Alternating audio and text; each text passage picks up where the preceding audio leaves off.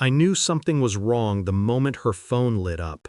A message, a name I recognized but couldn't place.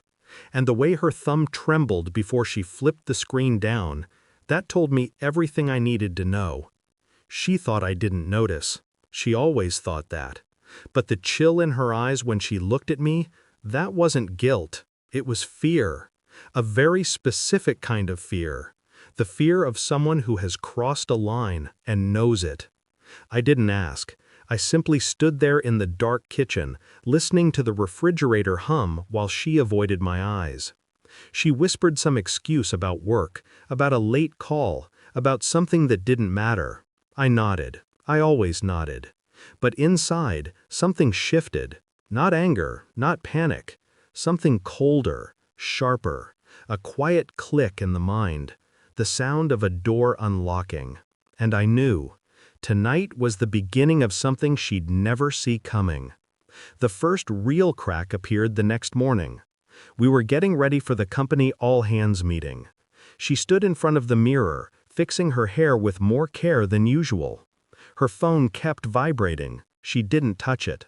The same name flashed again. I memorized it this time. Her ex-husband. She once called him a closed chapter. Apparently, some chapters don't close. Some just wait. In the meeting room, she sat at the head of the long table, every employee's eyes on her like she was carved out of steel. The CFO. My wife. The one everyone feared. But that day, she was off. Shaky. Triggered by something I couldn't see but could feel. Then it happened. She pointed at me. No warning. No context, her voice slicing through the room. "You're off the project until you publicly apologize to my ex-husband." Silence. Dozens of faces turned toward me. I simply nodded. A quiet nod that made her blink. She expected a reaction, a protest, a defense. But I gave her nothing. And the absence of reaction unsettled her more than any argument could have. I spent the next week doing what I do best, observing, listening, letting her think she was in control. Her late calls increased, her excuses multiplied. The name on her phone popped up at hours when business had no reason to exist.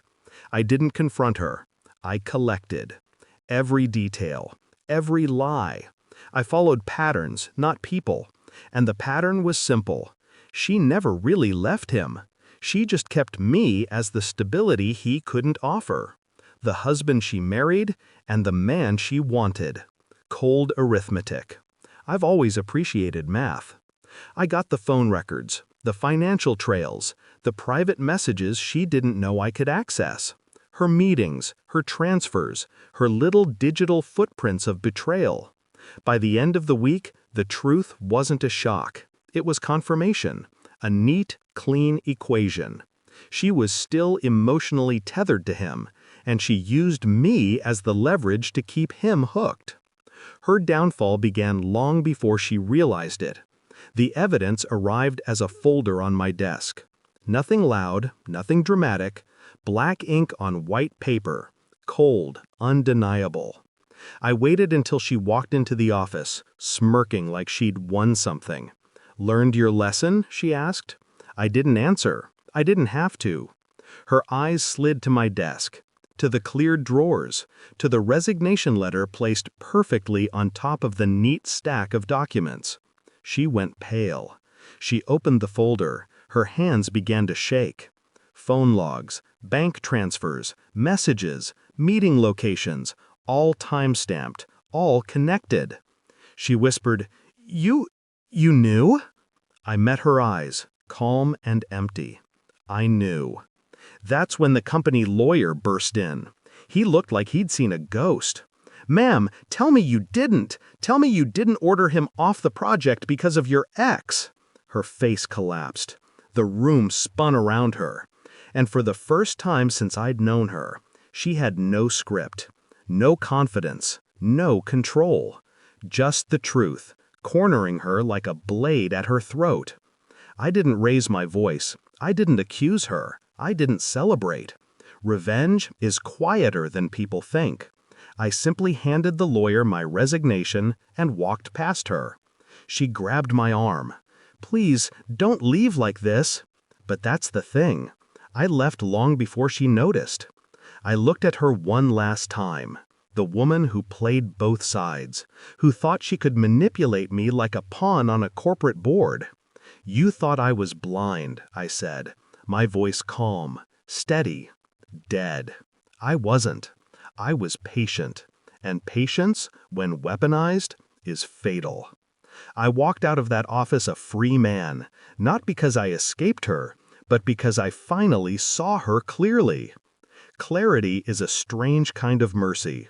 It kills the illusion cleanly. No blood, no mess. Just truth. And the truth was simple. She lost me long before I walked away. She just realized it too late. I didn't look back. Some stories end quietly. Some endings don't need noise.